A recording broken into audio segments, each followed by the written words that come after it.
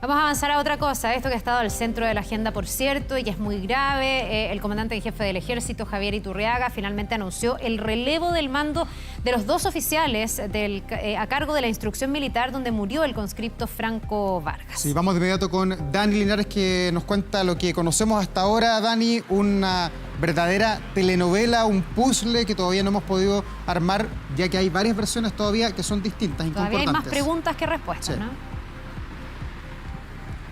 Sí, lamentablemente para las familias, que lo único que han expresado es que quieren saber realmente qué fue lo que ocurrió con el deceso de Franco y también con la enfermedad que mantuvo aislados a más de 45 jóvenes, esto en medio de su servicio militar en la comuna de Putre, en el norte del país, tras esta instrucción de un recorrido de cerca de 10 kilómetros donde no estaban con los implementos adecuados para aquella instrucción. De ahí en adelante, una serie de versiones que lamentablemente han sido contradictorias durante todo este tiempo y que pone más nerviosismo y angustia en las familias que hoy esperan también poder resolver finalmente qué es lo que ocurrió.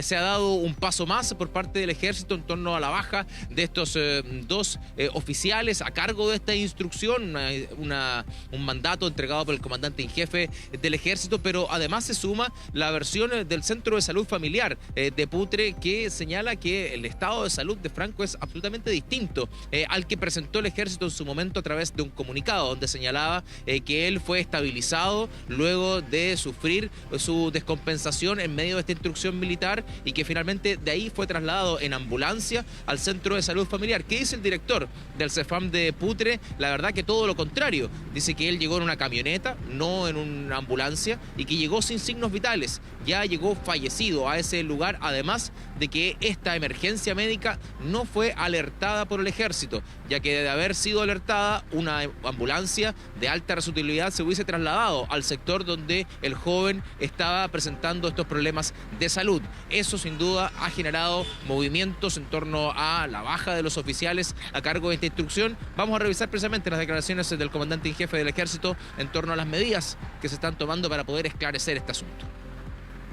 He concordado que el Ministerio Público Militar solicite el día de mañana a la Corte Marcial la designación de un ministro en visita para que continúe con la tramitación de la causa.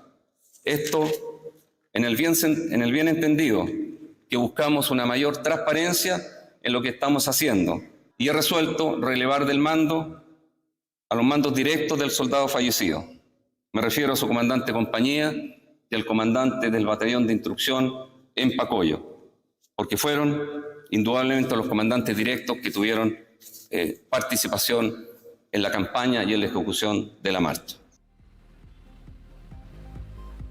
Siguen muchos flancos abiertos, mucha información que desconocemos. Hay que decir también que el comandante en jefe del Ejército es la primera vez en más de 2 años de mandato que tiene una comparecencia pública. Solamente había hablado para las paradas militares cada 19 de septiembre. No es muy dado a dialogar con la prensa, sin embargo ahora fue mandatado probablemente por la ministra de Defensa. Y esto por habla de la gravedad también Gabriel que tenía. Boric. Claro, lo llamaron, lo mandaron al norte del país, se tuvo que viajar hasta Arica, tomar el mando, el control de la situación, y ayer responder una serie de consultas de las familias donde el comportamiento del Ejército, hay que decirlo, no ha sido el mejor. Veíamos el fin de semana a las mamás que viajaron solas desde el aeropuerto de Santiago, llegaron allá, estuvieron ahí afuera del Ejército, afuera del regimiento, hablando con los medios de comunicación, y la verdad es que la forma, creo yo, Dani, en que el Ejército ha aquilatado todo esto no ha sido el mejor, pensando en todo el aprendizaje que tuvo la institución en la época de Antuco, el 2005, con el general Juan Emilio Cheire, que estuvo al mando, que enfrentó ese problema y que generó un montón de cambios en el servicio militar, que era muy obligatorio en ese tiempo. Hoy día es voluntario, hoy día se le abre las puertas a la gente para que pueda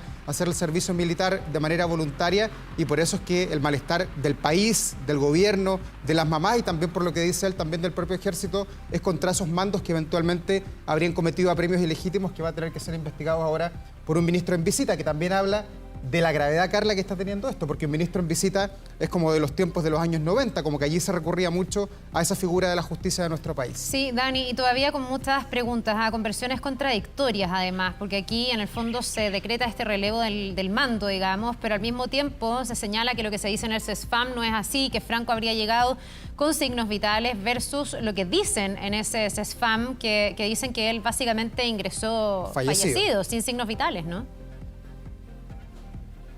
Sí, y en condiciones muy distintas a las que señala el Ejército. Se habla del uso de una ambulancia y eso es descartado por el director del Centro de Salud Familiar, que de inmediato activó el protocolo para poder atender a este joven de 18 años con los 2 paramédicos que estaban de turno. Se citó también al médico a cargo del Centro de Salud Familiar y llegó cerca de 15 minutos después, pero finalmente él constata que este joven ya está fallecido. Esta información la entregó el director del CESFAM en una reunión del Consejo Municipal de Putre de emergencia, precisamente para poder entender qué fue lo que pasó y conocer más datos desde ese recinto de salud de la atención primaria. Vamos a revisar precisamente esas declaraciones.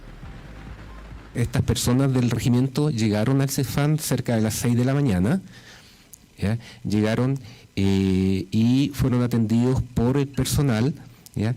Y el soldado venía sin signos vitales, ¿ya? Y no respondía a ningún estímulo verbal o físico. En esas condiciones llegó el CESFAM. Y se siguieron realizando las maniobras de reanimación. Se completaron hasta 6 ciclos completos, ¿ya? Hasta que el doctor declaró el fallecimiento aproximadamente a las 7:12 minutos de ese 27.